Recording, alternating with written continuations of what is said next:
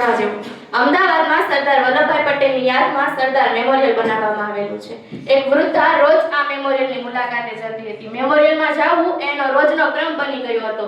એક ઓટો રિક્ષામાં બેસીને આવે, થોડો સમય ત્યાં રોકાય અને બીજી ઓટો રિક્ષામાં બેસીને જતા રહે। એક દિવસ એ વૃદ્ધા સરદાર મેમોરિયલમાંથી બહાર નીકળી અને રોજ એ રિક્ષામાં બેસીને ઘરે જતી એ વૃદ્ધા આજે ચાલવા લાગી। એક રિક્ષાવાળાએ આ વાતની નોંધ લીધી કે રોજ તો આમાં રિક્ષામાં બેસીને ઘરે જાય છે, તો આજે પછી કેવો તેમ ચાલતા ચાલતા જાય છે। પેલો રિક્ષાવાળો પોતાની રિક્ષા લઈને પેલા માજી પાસે જાય છે અને કહે છે કે માજી બેસી જાવ રિક્ષામાં, ક્યાં જવું છે તમારે? માજી કહે છે કે રિક્ષામાં તો બેસવું છે, પરંતુ તને ભાડું ચૂકવવા માટે મારી પાસે પૈસા નથી। રિક્ષાવાળો કહે છે કે માજી આવી પરિસ્થિતિ છે તો રોજ અહીંયા શું કામ આવો છો? અહીંયા એવું તો શું છે કે તમે રોજ પહોંચી જાવ છો? પેલી વૃદ્ધ સ્ત્રી સ્મિત કરતા કહે છે કે હું મારા બાપને મળવા માટે રોજ અહીંયા આવું છું। પેલા રિક્ષાવાળાને કંઈ સમજાતું નથી, તેને એમ થાય છે કે આ માજી શું કહે છે, મને કાંઈ જ સમજાતું નથી।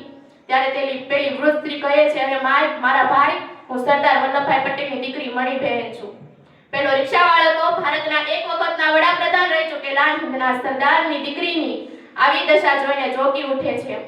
આવી દીકરી વિશે એમ કહેવાનું મન થાય કે લોખંડી પુરુષની દીકરી હતી, અહીંયામાં હિંમત અને આંખોમાં તેજ હતું।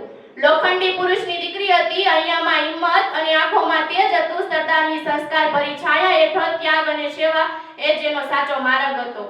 પોતાના સિદ્ધાંતોને જીવનમાં ઉતાર્યા, દુઃખમાં પણ કદી ધીરજ ના હારી। નામ ભલે ઇતિહાસમાં ન લખાણું, નામ ભલે ઇતિહાસમાં ઓછું લખાણું, પરંતુ પોતાના કર્તવ્યથી ક્યારેય ન ડગમગી અને લોખંડી પુરુષની સાચી ઓળખ તો એની દીકરીમાં જ ઝળહળી। અસ્તુ, જય હિન્દ, જય ભારત।